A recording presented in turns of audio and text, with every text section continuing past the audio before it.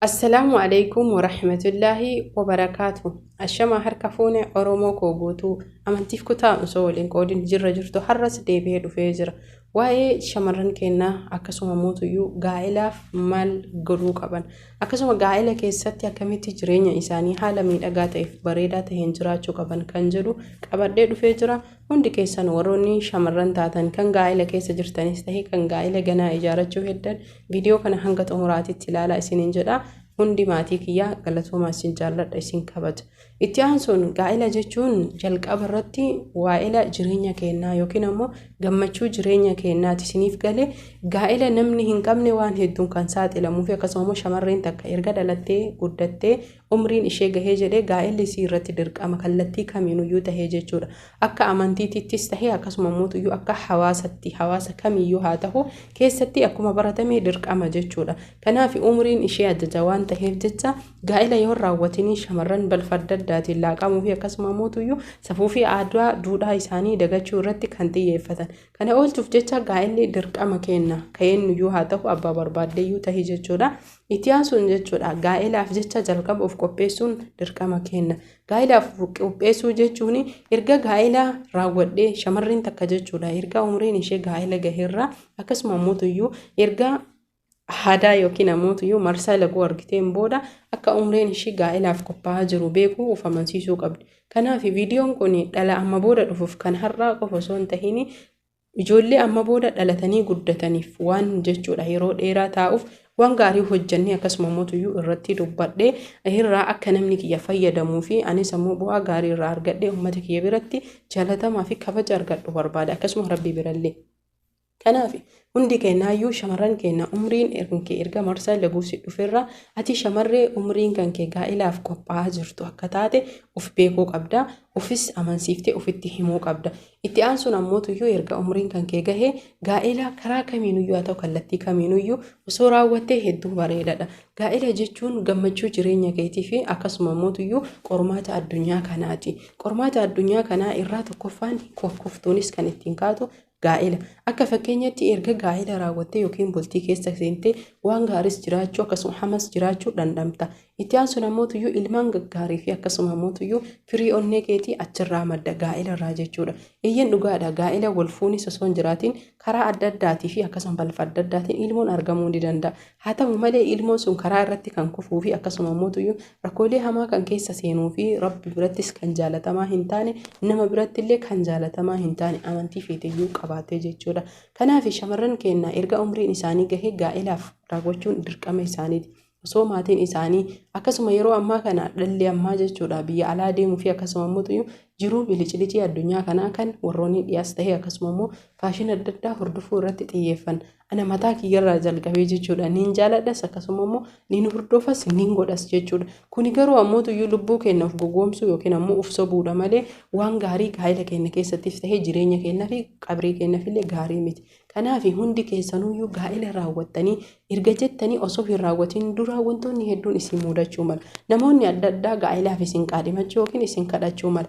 Kanaaf isin qormaata jechuudha qormaanni jireenyaa isin jalqabe kan irra caalaa isiniif ta'e rabbiin akka isiniif filatu rabbiin kadhata akkasuma ammootuyyuu qalbii keessan abdii guutuu rabbi irratti deebiftanii rabbii keessan kadhata onni keessan qofa osoo nam tokkoon hin mari'ata gaa'ila raawwachuun isin irratti dirqama. Gaa'ila raawwatteef yookiin heerumteef barattee iddoo barbaadde gahuu dhabuu hin dandeettu. Gaa'ila raawwatteef jireenya kee jijjiiruu hin dadhabdu jechuudha. Gaa'ila dhiisteef ammootuyyuu jiruu kan kee hin jijjiirtu. Kanaaf wal gargaartee kirriin arba hiiti akka jedhaniin balfa adda addaa fi akkasuma immoo aadaa fi safuu keenya deebisuuf jecha umriin keenya gahee taananiin gaa'ila haa raawwannu. Kun qophii jalqaba isa gaa'ilaati. Jalqabaaf ammootu akka hiriyaan tiyya taatee ta'aa osoo hin tahiin akka dhuunfaa keetii qofatti jiraachuu fi akka dhuunfaa keetii ta'uun of amansiisa. Sammuu kan kee kana dhibbarraa itti himi. Kana jechuun hiriyaan kan kee abbaan manaa hiriyaa keetii yookiin maallaqa guddaa kan gaa'ila ishee kadhate yookiin ishee gaafate qabaachuu mala. Akkasuma ammootuyyuu wantoota adda addaa ulaagaaleen isaaf kan guutame ta'uu mala. Immoo hireen qooda rabbiiti. Hireen kan kee kan dhufe kan waa hin qabne yookiin jiddu galeessa ta'uu mala. sababa kanaaf jecha ati haaluma salphaa taheen kan waa hin qabne kanas haala gaarii fi akkuma hiriyaan tante yookiin obboleettiin tante abbaa manaa ishee kan maallaqa gaarii qabuu fi akkasuma jijjiirama hedduu manneen gaggaarii fi suuqota adda addaa qabu qeebaltetti qeebaluu qabdi. Sababni isaa hireen ka'e qofa waan ta'eef kan nama kamiiyyuu miti. Hireen waan cululleen fuutemoo maal jetti Oromoo.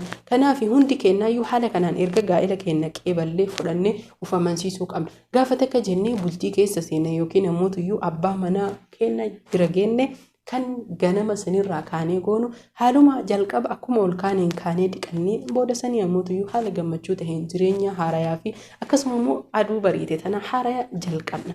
Kana jechuun kiyyaa halkan edaa halkan haarayaa fi akkasuma ammoo halkan jireenya keenya irratti takkaa hin argine waan argineef jecha har'a jiruun kun jiruu addaati. Akkasuma immoo jireenya isa lammaffaa jiraachuuf deemna hanga ka sadaffaa dhufutti jechuudha. Booddee sanii uf amansiiftee waan dhufu guutuu aangoo mana kan kee keessaa beeytee akkuma jechuudha rabbiin si harka kaa'e ati mana kan keessatti giiftidha yookiin ammoo to'attuu mana sanii yookiin mootummaa mana saniiti abbaa manaa keetti aantee jechuudha. Kanaaf aangoo kan kee osoo nam tokkoof hin kennin aangoo rabbiin si harka kaa'e osoo hin irraanfatin osoo hin dagatinii fi namni biraa osoo ati akkanatti hin beekne asiif achi deddeemtu si harkaa dhufee aangoo kan kee hin fudhatin aangoo kan kee qabattee mootummaa kan kee qabattee abbaa manaa keetitti aantee sibiila jabduu intala jabduu fi cimtuu taate oofuu qabda. Akka jalqaba gaa'ela raawwatteen haasawni namaa hedduu fi akkasuma ammoo muudannoo hedduutu si mudata. Jalqaba irratti ati miidhagduu yoo taate yoo kan tolfattu taate akka nama dhiira biraatiif tolfatuu fi akkasuma immoo ijoollummaa waan si jiruuf hamaa fi akkasuma ammoo hamattuu hedduutu si eeggata. Kana hunda taruuf jecha ati nama kolfuu fi bashannanu akkasuma ammoo nama jecha namaatiif gaduuf qabu osoo hin tahin jecha namaa irratti dabaltee namoota sammiidhuuf jecha gaarumaan tolfachuu fi ammoo bakka argamtu hundatti nama gaarii taate argamuu qabda. Itti aansuun ammoo namni jabinna ati yoo shamarree jabduu taate hedduu sin jaalatan yeroo gaaruu yogguu si bira jiran kan si faarsan. Kanaaf ati jabduu taatee cimtee itti fufuu qabda malee laaftuu yookiin ammoo sababa arraba namaatii fi hamii dugda duuban dhageetteef jecha laafuu hin qabdu. Ammoo shamarree laaftuu yoo taate hedduu si dhiyaatanii hedduu si jaalatan. Sababbiin akka ati kuftee lafatti haftuuf jecha. Kanaaf hundi keessanuyyuu namoota isin wajjin jiraatan guutuu haasaa isaaniitii fi faaruu isaan isin faarsanirraa xiyyeeffattanii madaallii guddaa keettanii fi haaluma salphaa taheen jireenya yookiin gaa'ela keessan tolfachuu ni dandeettan. Abbaan manaa keetii yeroo hedduu jechuudha. Namoonni hedduun nu hundi kenna erga heerumee abbaan manaa kiyyaa yookiin jaalalleen kiyya jaalala isaa hir'isee jettan. Garuu haa ta'u malee dhibbarraa dhibbatti parsantii dhibba keessaa 99.9 jaalalli ni dabala malee hin hir'atu.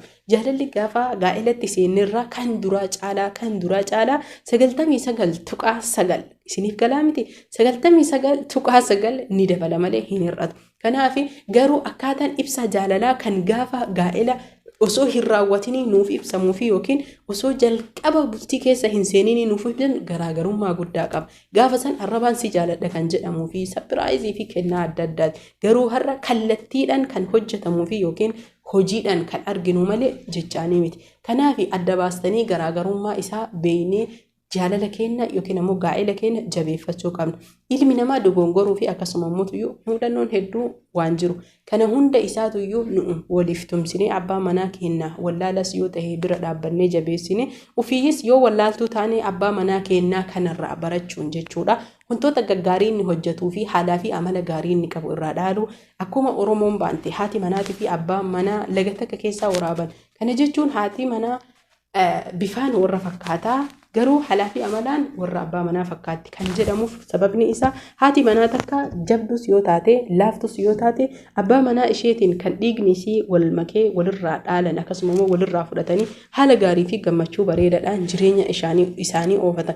Sababa kanaaf jecha Oromoon keenya haala kanaan mammaa kan waan hedduu nu barsiistee waan hedduu irraa fayyadamuu fi irraa argachuu dandeenya. Kanaaf shamarreen takka jabduu ta'uuf jecha oduu namaa yookiin ammoo akka namni jiraatetti jiraachuuf osoo hin tahin haaluma salphaa taheen karaa salphaa taheen jireenya gaa'ela ishee keessatti bareeddee miidhagdee jiraachuuf jecha namas yeroo hunda sirratti si faarsuu fi si duuba si hamatu wajjin irraa dhageettee jiraachuu osoo hin tahin gurra kan kee cufattee jireenya haaraa jalqabde kana itti seenta.